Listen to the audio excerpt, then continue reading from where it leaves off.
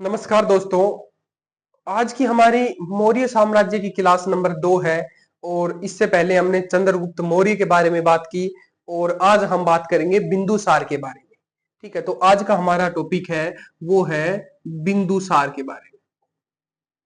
देखो, सबसे पहले तो एक चीज ये याद रखनी है कि जो मौर्य वंश का संस्थापक है, मैंने पिछली क्लास में करवाया था कि मौर्य वंश का संस्थापक है वो चंद्रगुप्त मौर्य है। ठीक है, जो बात करें 298 में मृत्यु होती है। 322 ईस्वी पूर्व से लेकर 298 ईस्वी पूर्व तक समय किसका रहेगा? चंद्रगुप्त मौर्य का रहेगा। 298 ईस्वी पूर्व में बात करें मृत्यु होती किसकी? चंद्रगुप्त मौर्य की। उसके बाद में उसका उत्तराधिकारी बिंदुसार है वो गद्दी पर बैठता है। उसका समय क्या रहेगा? बिंदुसार का समय रहेगा 298 ईस्वी पूर्व से लेकर 273 ईस्वी पूर्व। ये समय किसका रहेगा? बिंदुसार का समय रहेगा। ये समय किसका रहेगा? बिंदुसार का समय रहेगा। ठीक है, चंद्रगुप्त मौर्य के बाद में बिंदुसार उत्तराधिकारी गद्दी पर बैठता है मौर्य वंश की में। उसके बाद देखो, एक चीज ये याद रहे बिंदुसार की कि बिंदुसार को अमित्र घात कहा जाता है। अमित्र घात कहा जाता है। अमित्र घात मतलब शत्रु विनाशक, शत्रुओं का नाश करने वाला कहते हैं, अमित्र घात कहते हैं। ये जानकारी हमें किससे मिलती है? महाभाष्य से मिलती है। किससे मिलती है? महाभाष्य से मिलती है। महाभाष्य किसकी पुस्तक है? पतंजलि की। ये चीज याद रखना कि जो अमित्र घात है, शत्रु विनाशक है, शत्रुओं का नाश करने वाला, उसकी जानकारी हमें, अमित्र घात की जानकारी हमें महाभाष्य से मिलती है। ठीक है, एक तो चीज याद रख लेना ये। उसके बाद में एक चीज ये याद रखनी कि वायु पुराण, बात करें वायु पुराण में इसका नाम जो बिंदुसार है इसका क्या नाम मिलता है? तो भद्रसार या वारीसार। ठीक है, वायु पुराण में नाम मिलता है। ठीक है, जो जैन ग्रंथ है उसमें क्या मिलता है? सिंहसेन मिलता है। ठीक है, जैन ग्रंथ में क्या मिलता है? नाम मिलता है सिंहसेन। जो बिंदुसार का क्या नाम मिलता है? सिंहसेन मिलता है। एक है जो बोध है, जो बोध विधान है। एक चीज ये याद रख लेना कि बोध विधान है एक, जिसमें तारानाथ, तारानाथ ने क्या कहा है कि 16 राज्यों का विजेता बताया है। बोध विधान है तारानाथ। उसमें बात करें कि 16 राज्यों का, 16 राज्यों का, 16 राज्यों का विजेता बताया है बिंदुसार को। बिंदुसार को विजेता बताया है, तो ये चीज याद रख लेना। ठीक है, उसके बाद ये बिंदुसार है। बिंदुसार का जन्म कब हुआ था? 320 ईस्वी पूर्व। 320 ईस्वी पूर्व बिंदुसार का जन्म हुआ था। क्या कहते हैं? अमित्र घात कहते हैं। ये चीज याद रख लेना, बिंदुसार का उपनाम है अमित्र घात भी कहते हैं। ठीक है, शत्रु विनाशक कहते हैं। वायु पुराण में भद्रसार या वारीसार कहते हैं। जैन ग्रंथ में सिंहसेन कहते हैं। और बौद्ध विधान तारानाथ है जिसमें 16 राज्यों का विजेता बताया है। ये चीज ये याद रखनी है। उसके बाद में देखो, पिता का क्या नाम है? आपको मैंने बता ही दिया, चंद्रगुप्त मौर्य। चंद्रगुप्त मौर्य है। ठीक है, और बात करें माता का नाम क्या है? दुर्दरा। माता का नाम दुर्दरा।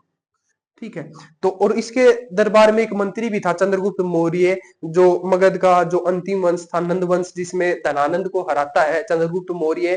तो उसमें किसकी सहायता से हराता है? तो चाणक्य की सहायता से हराता है। ये बात मैंने आपको बताई थी। तो जो चाणक्य है ये मंत्री है।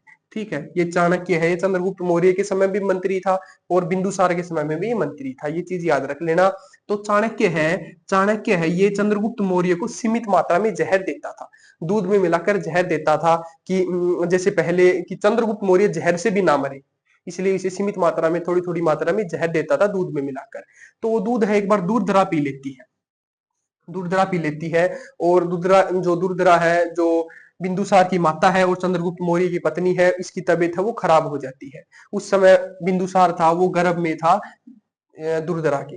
तो ये चीज भी आपको याद रखनी है। तो क्या हुआ कि चाणक्य है ये दुर्धरा का ऑपरेशन करता है, और ऑपरेशन करने के बाद ये दुर्धरा तो मर जाती है और बिंदुसार बच जाता है। ठीक है, ये चाणक्य है बिंदुसार को बचा लेता है।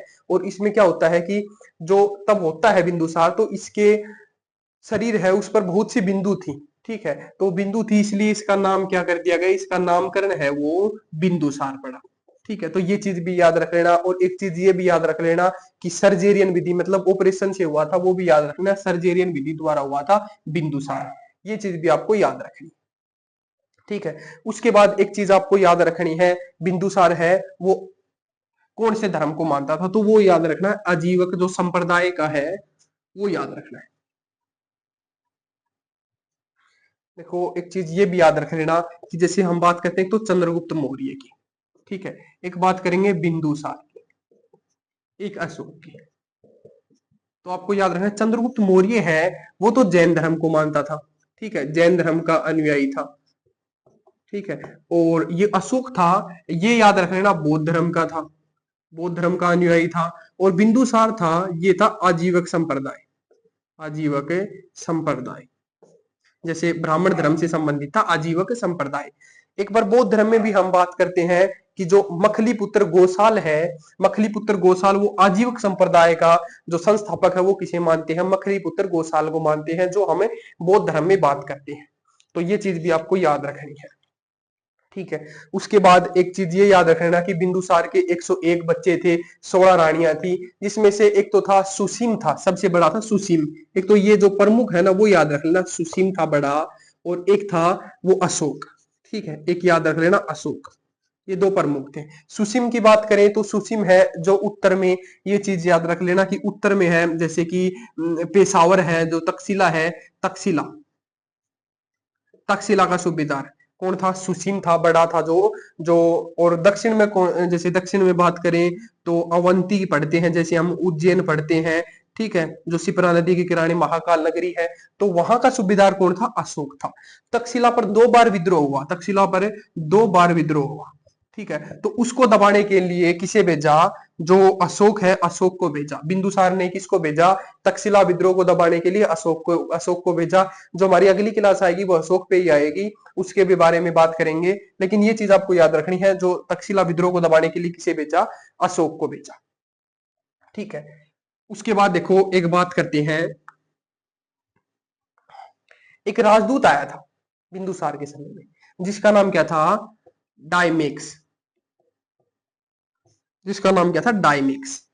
एक राजदूत आया था, ये चीज याद रख लेना, राजदूत, राजदूत आया, किसने भेजा, तो एक सीरिया का राजा था, एटियोन्स, एटियोक्स, एटियोक्स था, एटियोक्स ने भेजा, सीरिया का राजा था, सीरिया का राजा एटियोक्स ने भेजा। एटियोक्स ने किसे भेजा, डायमेक्स को भेजा। तो ये चीज याद रख लेना, बिंदुसार के समय में बहुत बार पेपर में पूछा जाता है कि बिंदुसार के समय में एक राजदूत आया था जिसका क्या नाम था, डायमेक्स नाम था, किसने भेजा, तो एटियोक्स ने भेजा, और सीरिया का था ये, ठीक है, ये चीज याद रख लेना। और चंद्रगुप्त मौर्य के समय में एक राजदूत आया था जिसका नाम क्या था, मैगस्थनीज, मैगस्थनीज था, जिसकी पुस्तक इंडिका है। मैगस्थनीज ने मैगस्थनीज को किसने भेजा, तो सेल्यूकस निकेटर ने भेजा,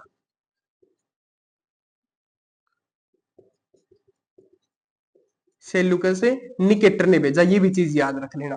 तो देखो ये चंद्रगुप्त मौर्य के समय में आया था, चंद्रगुप्त मौर्य के समय में आया था, और ये बिंदुसार के समय में आया था, डायमेक्स। तो ये चीज याद रखना, मैक्सनीज है, ये बात करें मैक्सनीज का उत्तराधिकारी कौन हो गया, डायमेक्स, क्योंकि ये भी राजदूत आया था चंद्रगुप्त मौर्य के समय में, और ये आया था बिंदुसार के समय में, डायमेक्स। तो चंद्र जो मैक्सनीज है इसका उत्तराधिकारी कौन हो गया, डायमेक्स हो गया। और किसने भेजा था मैक्सनीज को, सेल्यूकस निकेटर, और इस डायमेक्स को किसने भेजा, एंटीओक्स ने भेजा। तो सेल्यूकस निकेटर का बात करें उत्तराधिकारी कौन हो गया, एंटीओक्स हो गया। ये चीज आपको याद रखनी, ठीक है।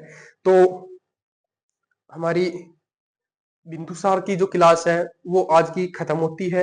ये जो कुछ महत्वपूर्ण बातें थी जो बिंदुसार के बारे में आपको याद रखनी थी, और अगली जो क्लास आएगी वो अशोक पर आएगी। मौर्य साम्राज्य है उसमें 3 ही जो प्रमुख राजा हुए हैं, जैसे चंद्रगुप्त मौर्य, बिंदुसार और अशोक, 3 प्रमुख राजा हुए हैं। तो आज की हमारी क्लास है वो कंप्लीट होती है।